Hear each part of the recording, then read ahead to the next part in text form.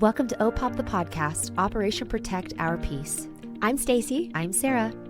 Tune into O.P.O.P as we expose all the hard stuff to get to the sweet stuff. You'll get the truth, plot twists, and the pivots you need to protect your peace. Life hits hard, but with God, O.P.O.P hits harder. Hey, Joy Stealers. We're coming for you. Welcome to O.P.O.P, the podcast, Operation Protect Our Peace. I'm Stacey. And I'm Sarah. And today we are talking about the triggers in the trials and how to keep peace in it.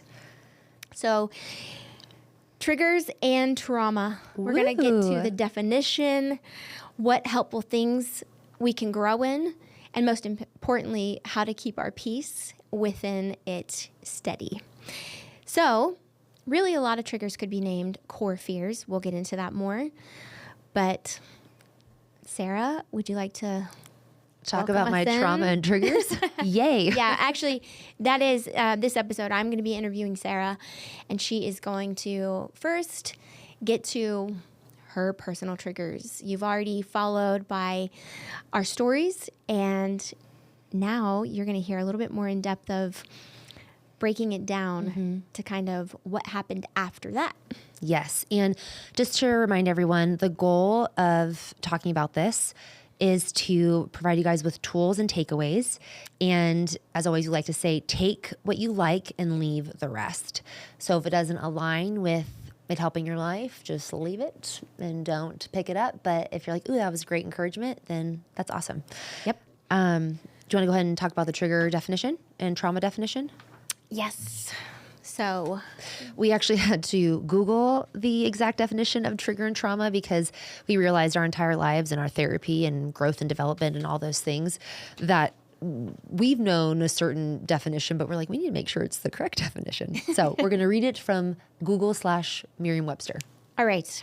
Yes. For those of you who are just beginning to think about these things, definition of trauma, such as a trigger as a stimulus such as a sight, sound, smell, or even an internal thought that activates or intensifies symptoms associated with a past traumatic experience, causing a person to feel as though they are reliving the trauma.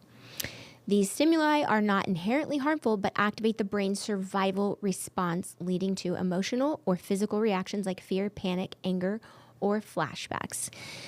In relation to a trauma, a trigger is a stimulus that initiates an intense, often involuntary, emotional or physiological reaction, similar to how a mechanical trigger releases a mechanism.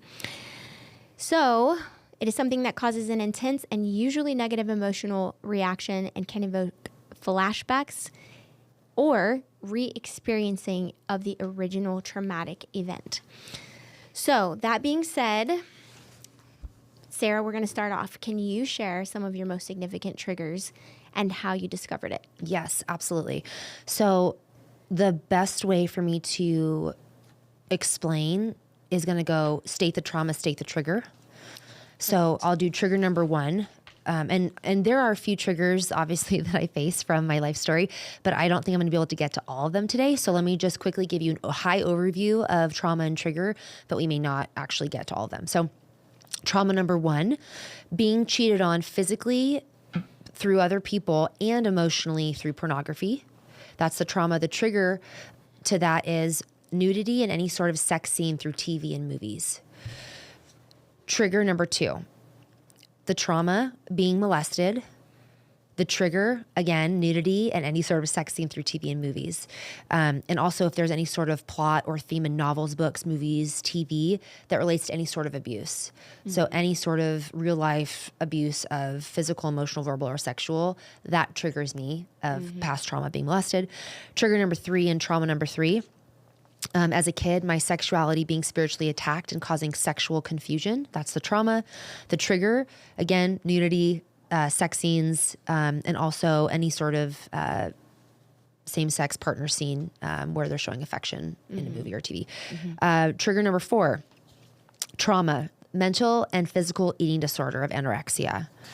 Triggers, there's a few, but it used to be actually being around my parents, and if I hadn't seen them for a long period of time, and then currently and still, it's if I'm around people who are fixating on their diet, their image, calorie counting, or people who confess what they ate, or as they're eating, telling everyone why they shouldn't be eating what they're eating.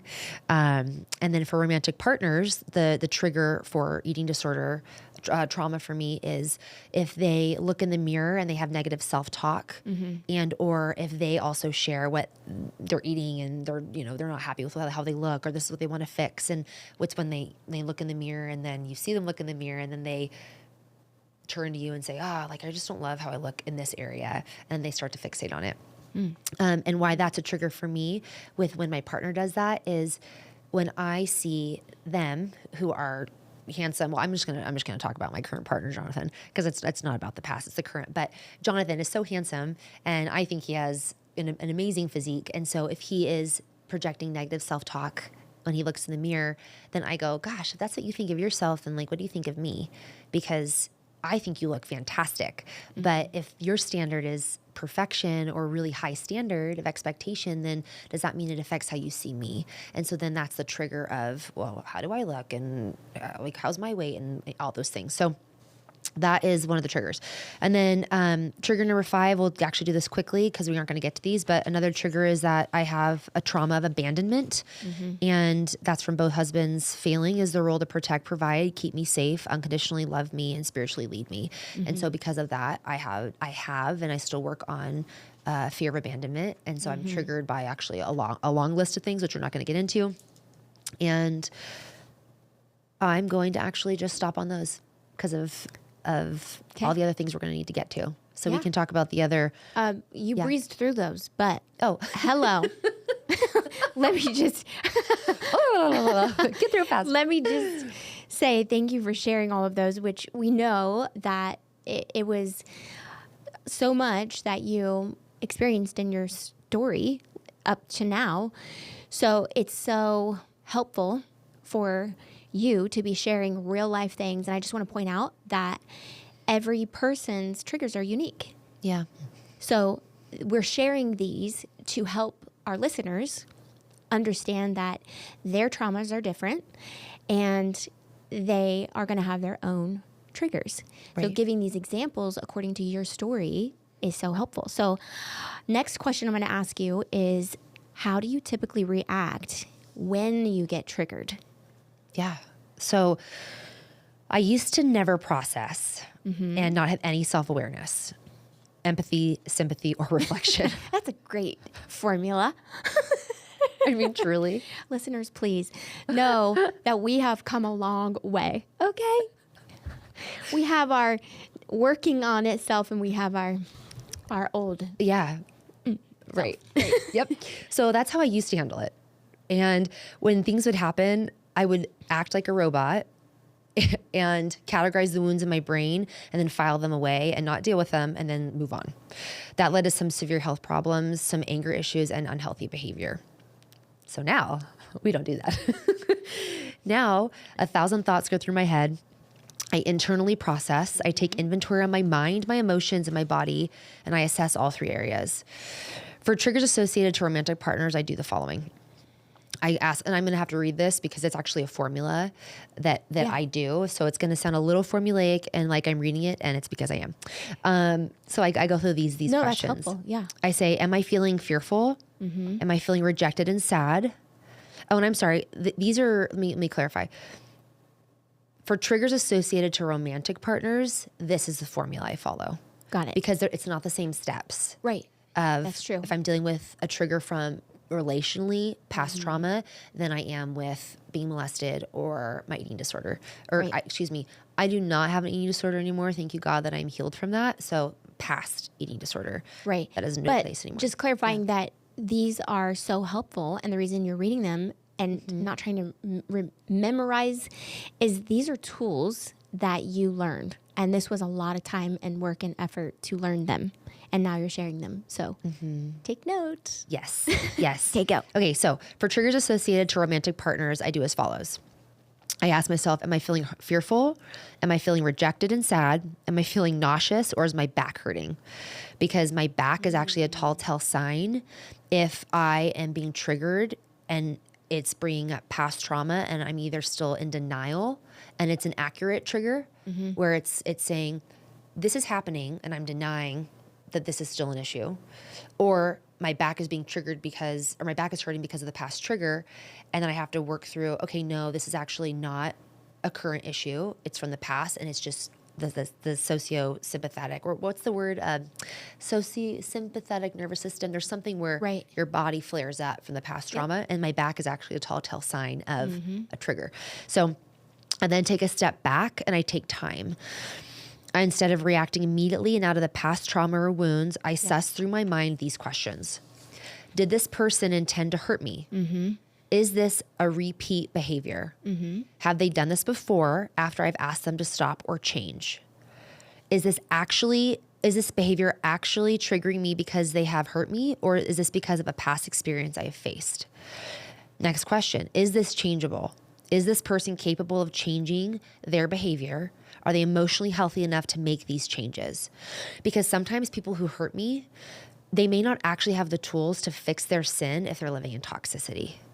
And so that's how I react, because in the past, it would have been an immediate assumption, not giving benefit of the doubt, explosive behavior, anger because of all the wounds and hurt. And now, having been through the healing process and having God prune me and sanctified me, and I have more patience, I can also then separate and take a step back. So that's how I currently react. And after I mull these questions over, I then decide if I want to approach that person or not. Because if it's my partner, if it's my romantic partner, I always will talk about it. Because I'm in a romantic relationship with them, and I have to decide, well, it's actually the same for a friendship too, because you don't want toxicity in your life regardless. But if it's my partner, I'm going to talk to him about it, but it just depends on the time. If it's a friend, I take an assessment, because I have to ask myself, is this friend a healthy friend in my life? Can they actually take the feedback, right? If I say, hey, like, you did this and it triggers me. But if they're not healthy and they don't have high emotional EQ, and they're not able to accept my feedback or even correct it, I may decide that it may not even be worth it to sit down and talk to them about it, because that's going to pull energy from me, and that's going to leave me exhausted if they can't mirror and actually make a change. Did I just wave at the camera? I just saw your hand. No, but that's helpful, because what I'm hearing is that you learned tools that you grew from years prior, where you may have stayed in an unhealthy or toxic relationship or friendship, and you learned, oh, some of these behaviors may not change, and I need to be the one to end the relationship or decide this isn't good for me. So I hear what you're saying as very valuable takeaway, because you grew from that. But a lot of times it can seem like a mean move, but really that is a huge growth. So right. And I think that's super important with the mean move, is to remind people and encourage people that God did not call us to have best friends with everyone. He called us to love everyone. But the encouragement in coping and how you react to a trigger is that you have to categorize people, include partners, but friendships and family. You have to categorize them as who's on my lifeboat, who are my friends, who are my acquaintances, and who are just strangers that I randomly meet. Because if people in your life hurt or harm a trigger or create more triggers because they're unhealthy, then it's okay to remove them from your lifeboat, right? Your lifeboat sits about 7 people. And so it's okay to say, hey, you know what? Actually, this person I've been spending time with, I'm trying to get healthy and I'm trying to heal and move forward, but they keep triggering me with how they speak, how they talk, how they act. So it's okay to say, you know what? You can't be on my lifeboat anymore. So I'm going to move you into the category of friend or acquaintance, where if I see you once a month or I see you at a group hangout, great. I'm still going to love you and I'm going to accept you and I'm going to be kind. But that doesn't mean that I'm going to sit down and have these hard or day-to-day conversations, because they could actually be causing a lot of triggers due to their toxicity. I heard one of my besties says it like this: everything for a season, a reason, or a lifetime. There are differences. I love that. That's basically what you're saying with the lifeboat. Yep, absolutely. So that's super helpful. Yes, absolutely. The question that you asked me, how do I typically react when I'm triggered? Okay, well, I'm going to save this section for my takeaway. Keep going. Okay. I just talked to myself on the podcast. You're welcome, everyone. So we're going to come back to Yeah. the triggers for eating disorder. We're going to move to that. Yes. You ready for that? Yes, I am. Okay. So we're going to change topics. So talk to us about how you reacted or react to the triggers associated with the eating disorder. Absolutely. So immediately I have to take that thought captive and reject their way of thinking. So I'll give you an example. If I'm sitting down with someone at lunch and they want to talk about what they're eating and they go, oh, I got this burger but I really shouldn't be having it. And oh, it's 1,000 calories. And then they bunny trail and they start saying, oh, I'm really trying to make changes and I'm trying to lose some weight and I don't like how my stomach looks, right? It's this flow, it's this waterfall of thoughts that they end up saying. And if it's a close friend, well, I personally and truly, I try actually not to have close friends in my life that actually fixate on this topic because it affects me. And I have to be really careful to not open up my heart and that door in that area because it used to be a stronghold. So I try really hard to keep people on my lifeboat who actually don't struggle in this area because it makes me then go down and it makes me go down a path I don't want to go down. So if I'm at lunch with a friend or an acquaintance or some group and they do that, then I usually won't actually address it because I'm not going to either see them again or I'm not going to come in contact. So I'm not going to sit there and be like, can you not talk about your food? I struggle with an eating disorder, right? I'm not going to do that. But if it's someone I know, different. So what I would do is I would immediately reject that thought. So if I'm sitting there, I would say, I don't accept that. I'm not going to go down that route. And I am giving myself pep talks. And it's a mantra, it's a lifestyle, it's a behavioral pattern. Yeah. And then I take my own thoughts captive. I replace it with biblical truth and I do not ruminate. So I don't have the thought go over and over and over again. I go, nope, you have no place. In the name of Jesus Christ, Satan, leave. And then I replace it with these Bible verses, which actually are on the back.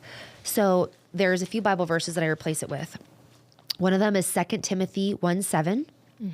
And it is, for God gave us a spirit of fear. For God gave us a spirit, not of fear, but of power and love and self-control. That's the ESV version.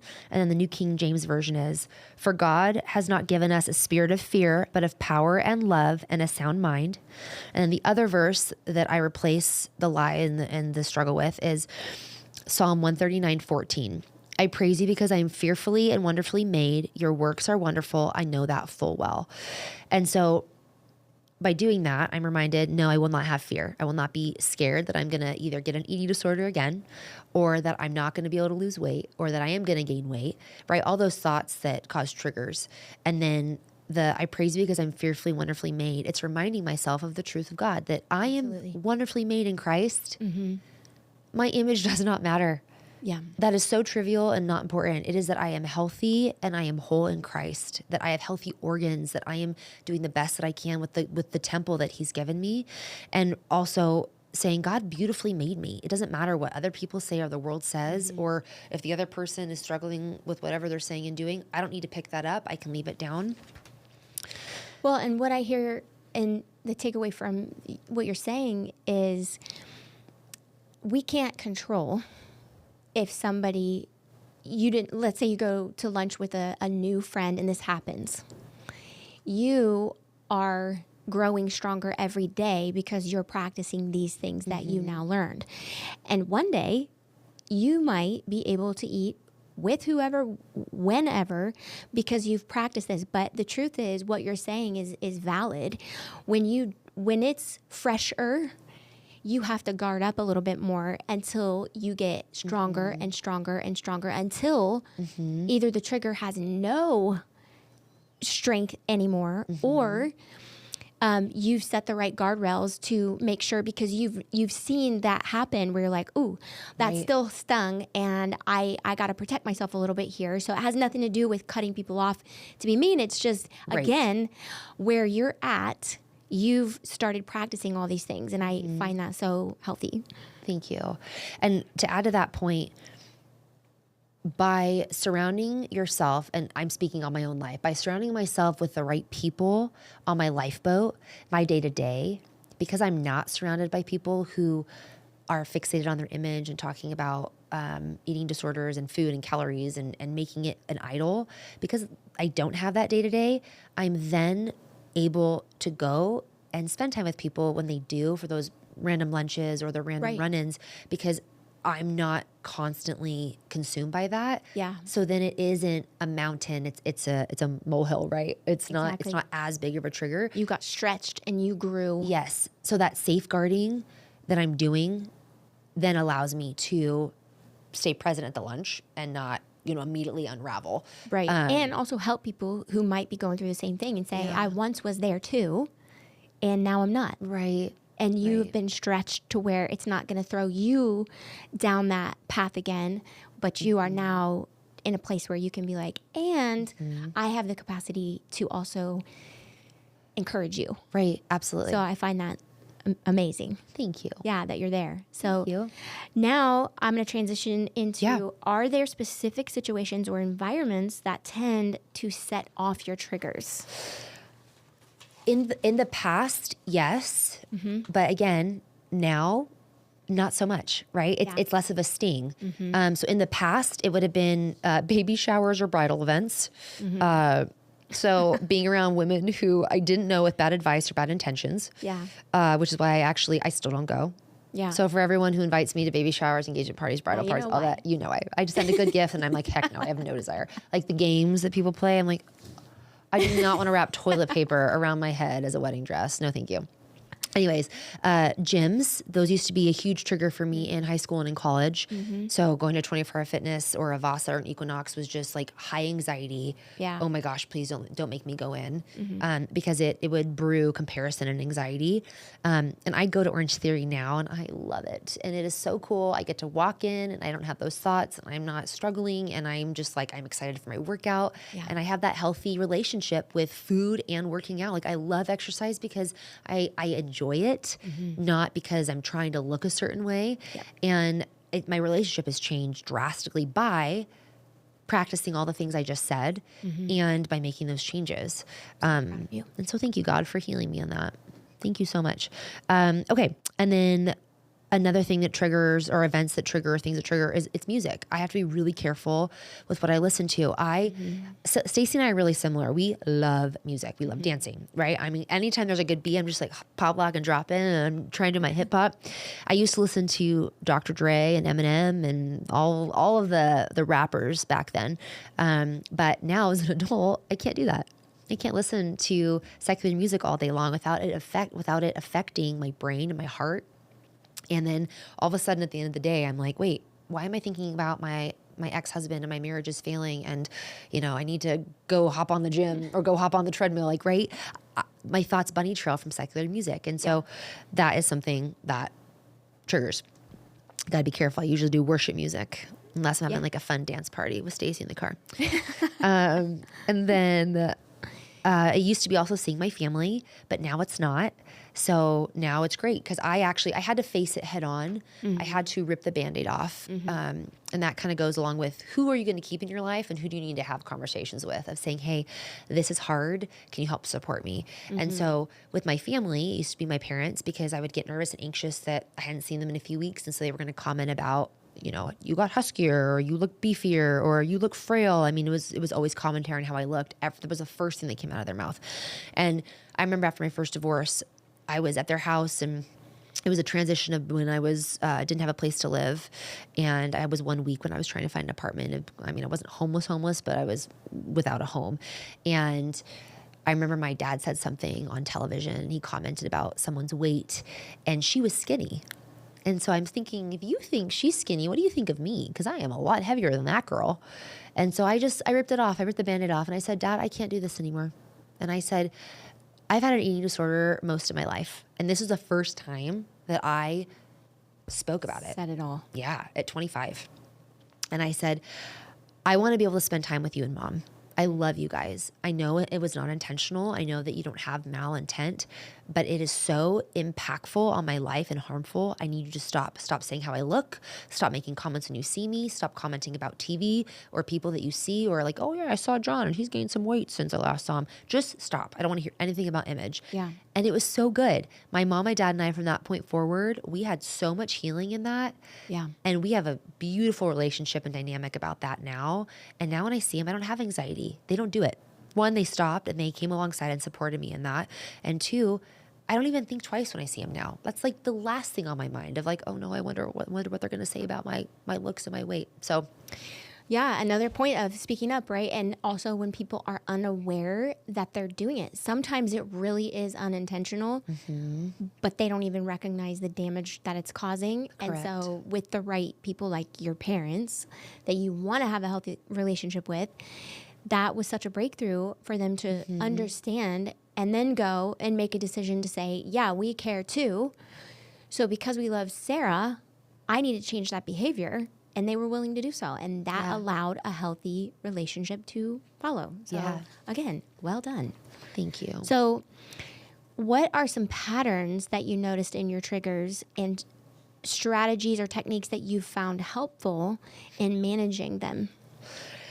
Some of them you've already mentioned. Right. Yeah, so I can just reiterate briefly, Yeah. but the patterns are the type of people I surround myself with. I used to be surrounded by negative, toxic people with victim mentality for friendships. And because of that, I realized as I tried to get healthier, healed and whole, it was a lot harder to do so when the people in my close circle were causing me to stay in the junk. Yeah. Because misery loves company. Yep. So I realized the pattern of my triggers was because of what I was doing, who I was around, and the conversations I was having. So I needed to make changes to get out of that pattern and that cycle of trigger. Yeah. And then other things were patterns of people's words and self-talk. You can either be a blessing or a curse of your own life. And so there's a Bible verse where it says the power of life and death is in the tongue. And I truly believe that what you speak really affects your life. And so it's so important to speak words of positivity, love, and affirmation over your life. And if you're sick, right, say, I am continuing to heal. I'm thankful that God created my body to heal. I'm thankful that he created my body to do A through Z instead of being in a position of, I hate that I'm sick. I hate that I'm never going to get better, all those things. And so that pattern of triggers was similar is how do I speak positive words about my body and my life in that capacity. So, so for me to say and look in the mirror and say out loud, God, I thank you that I have a fast metabolism. God, I thank you that I have the ability to exercise and be healthy and that I can eat food and that my organs work. And so just framing the narrative and changing the perspective, that's a way that I tried to see the pattern and then transition out of it. Well, and the Bible says, set your mind on things above for a reason. It's not to be perfect. It's to focus on how we're progressing, and that is the way. It's a helpful tool right there in the Bible, along with his promises, to say when you set your mind on the things that you do have, the things that you are hoping for, the body is set up to focus more on the positive and be filled up with good things rather than be pulled down, which is the pull of the world, the pull of the enemy. And that only brings you negative things.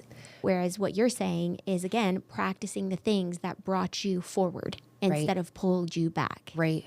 Absolutely. What's that Bible verse where it says, meditate on the things that are good, true? Like it's like lists the long thing of things you're supposed to meditate on. Yep. I'm going to find that verse at the end and we can read it. But that's the verse I'm thinking of, where it's like you take that thought and you go, does this align with that verse? Am I thinking of what's true, right, pure, joyful, happy? Yeah. No. Right. Reject it. Yeah. That's such a powerful tool, which takes practice. Yeah. You know, we're not trying to say all of these triggers and things to make it seem like, oh, well, we're just going to be a therapist and a counselor.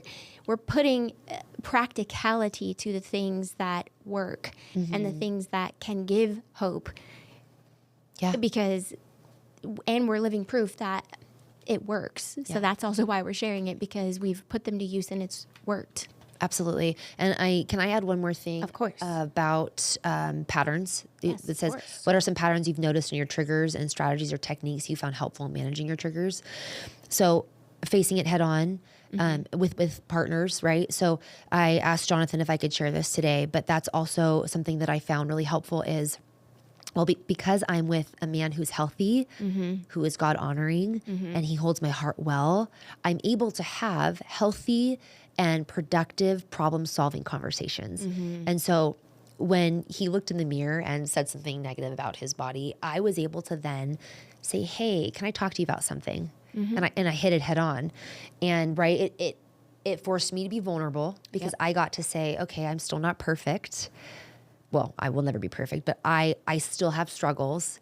And no matter how often I'm practicing and no matter how often I am doing my steps, there are still things that I need to address.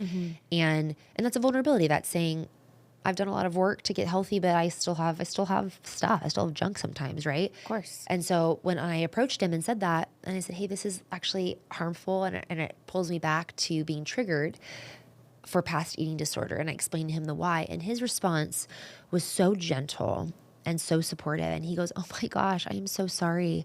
I would love to help support you. And I will absolutely work on that. I will work on my self-talk because he's like, I need to be better at that. Like I need to also build myself up and I need to do a better job for my own life. But I am so happy to stop that to also make sure you're supported and that I'm not triggering you. And so hitting it head on and being confrontational and ripping the Band-Aid off, even if it's uncomfortable, that's a technique. And being like, all right, I'm going to do it. It sucks, but I'm going to do it. Yeah. So. And it actually helped you both It did. move forward and provide some healing for those triggers. And you faced something head on that was scary and you did it anyway. And with the healthy people around you, they're going to lift you up too. Right. That's going to be a key. Right. So a few takeaways, just a little bit more on the coping strategies that you've used. I would love to hear a little bit more on those for the listeners. Yeah, absolutely. So takeaways, I have a cool story, and it's a story about a Japanese researcher, Dr. Masuro Emoto. I'm really sorry if I'm butchering his name.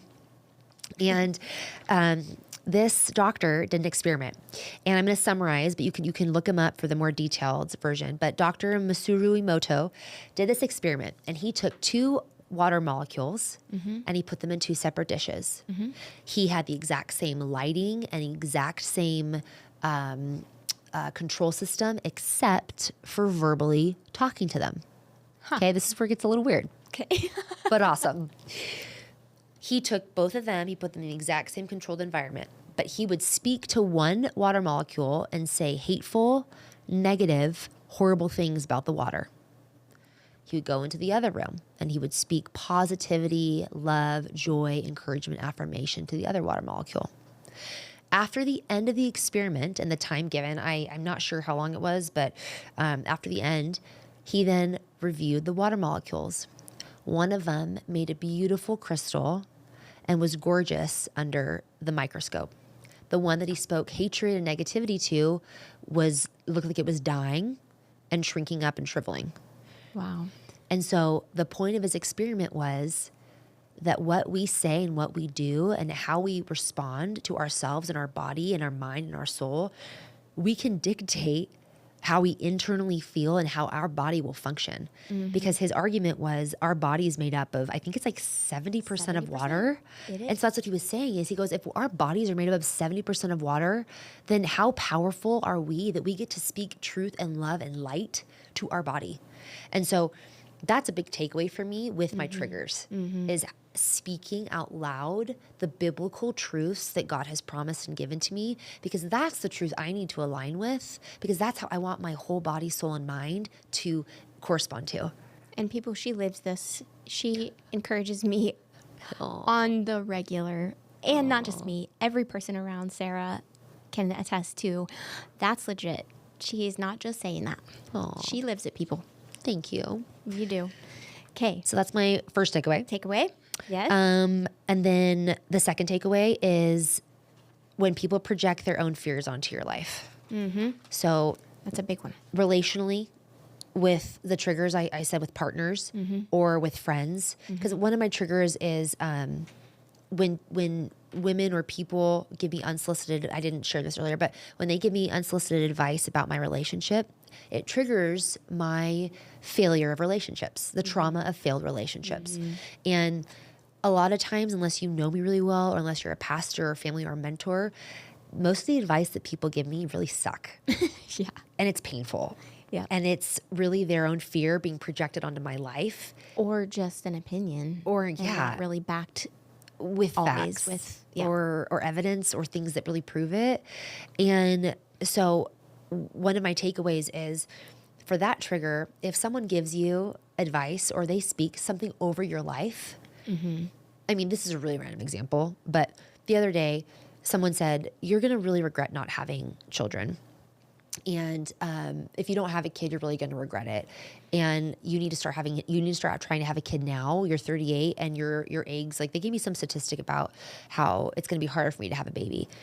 Now, that fear, I could have come into agreement with it. Right. I could have been like, yeah, you're right. I need to freeze my eggs and I'm freaking out and I need to do, IVF. And I could have agreed with them.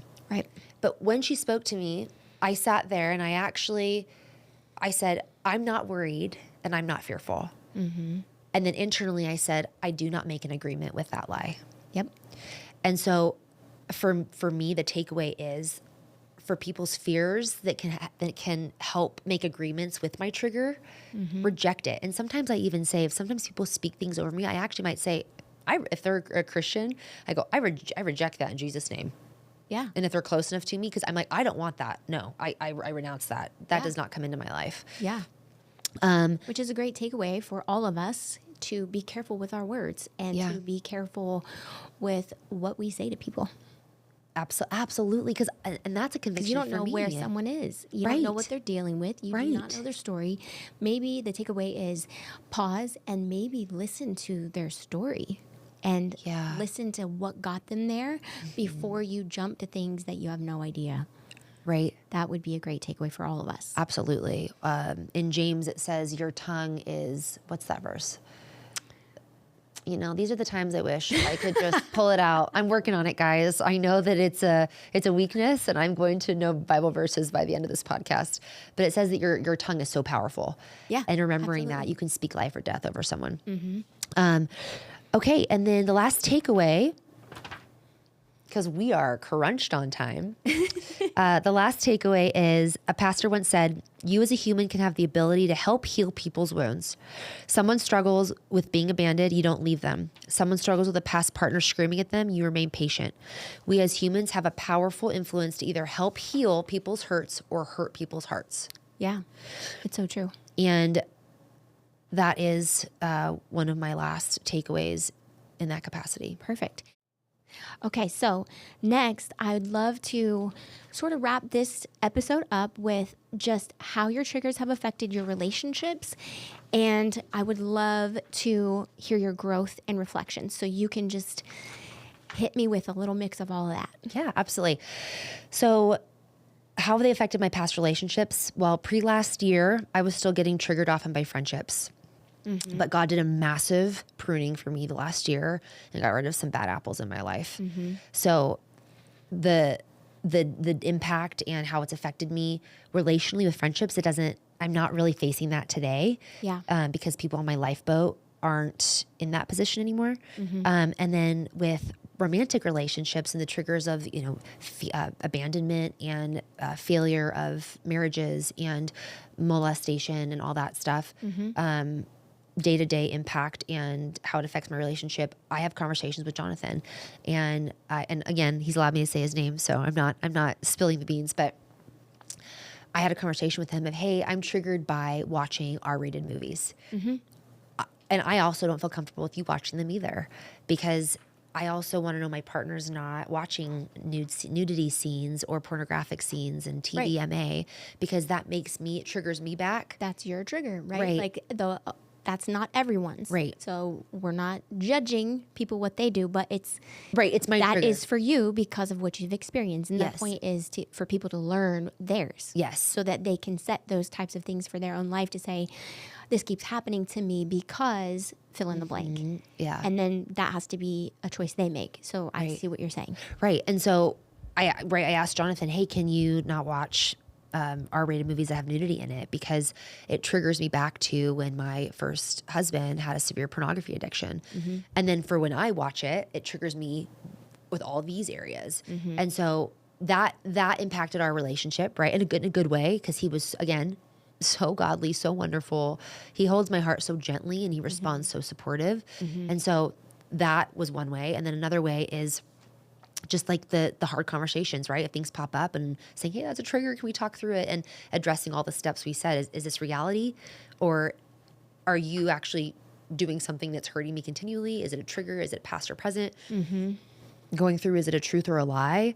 And then also how it affects my relationship currently with him as my partner is it's helped me address what are his fruits? Is Jonathan showing fruits of the Spirit? And is this a lie that is from my past, or does he actually prove to me that he's doing it? And 90% of the time, no, his fruits are not.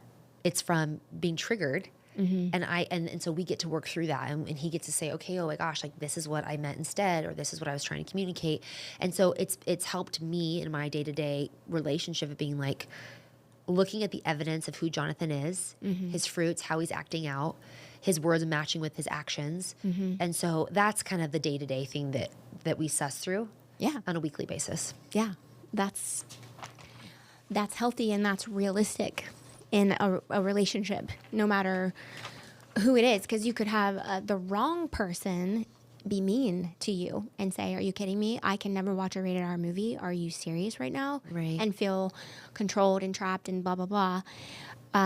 But someone who really deeply cares about you and you deeply care about them, you would give and take like that. Yeah. It's not a control thing. It's this is how it is for me, and that's where I'm at. Right. And you're being really honest and vulnerable. So the right person who is willing to love you where you are is going to not care and say, there's a million other movies that aren't that. And quite frankly, why do we need that? Why do we? There's a lot of stuff that is not great to put in our minds, right? Protect your heart, for it's the wellspring of life. Yeah. It doesn't affect everyone the same, but that's really kind of him. And in a healthy relationship, you would give and take. Yeah. So growth and reflection, would love to hear, how have you grown or changed in your responses to your triggers over the years? You've given us a little bit of that. Anything you want to add? Moving from anger to patience, moving from assumption to asking. Instead of saying, That was powerful. instead of, yeah, girl. Instead of saying, why did you do that?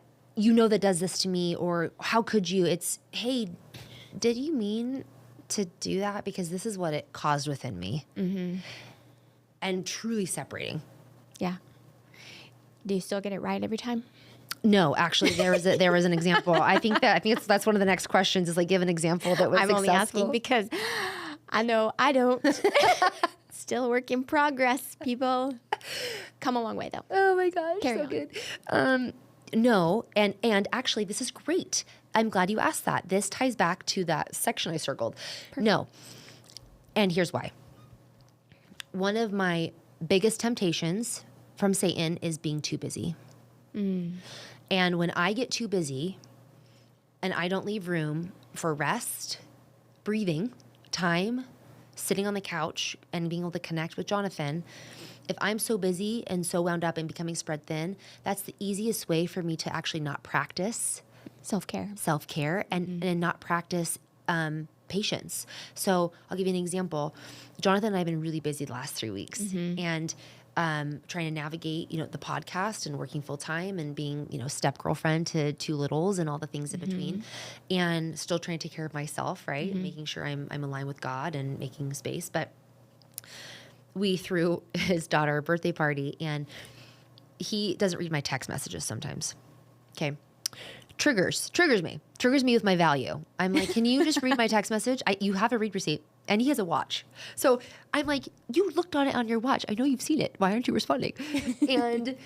But then sometimes if he gets really busy, he won't respond. So then I have questions that haven't been answered. So then that's kind of been happening the last few weeks because of lack of time. And so I texted him and I said, please confirm that I'm getting napkins and forks and streamers or something for her birthday. And then I saw he read it and then he didn't respond. I said, please confirm before I go to bed this evening because I need to know by the morning. And he said, yes. So I got those things, right? I show up at his house the next day And he goes, hey, to his daughter, can you grab 50 forks from whatever? I said, no, I got forks. He goes, wait, what? I said, yeah, I got forks. And I was like, I texted it to you. I said, please confirm that I'm getting matching purple forks, knives. And I was so irritated. And I was like, and I spit it off. And he's like, are you sure? And I'm like, yes, I'm sure. And then he pulls up the text message. I actually left out forks. I said knives. Spoons, whatever. I left off forks. And I was like, he looked at me and he's like, you didn't say forks. And I said, it's besides the point. It was the whole thought process. But I was irritated and I didn't raise my voice, but I was just like, I was spicy and annoyed and flustered. And then he like pulled me in and he goes, are you okay? And I said, no, I'm not. And I said, honestly, the reason why I reacted so harshly about forks is because I put this on my notes of things to talk to you about when we had time. Because it triggers me when you don't respond to my text messages. Yeah. Not like a crazy lady where I'm like, respond to me now while you're working. I need to know all the things. But when a day and a half goes by and there was a very important question that I asked and you didn't make the time to answer it, what triggers me is that I'm not valuable. I'm not worth your time. And it triggers the fear of abandonment. Yeah. And so I explained that to him. And he was like, oh my gosh, I am so sorry. I will absolutely work on responding better to your text messages and actually answering them.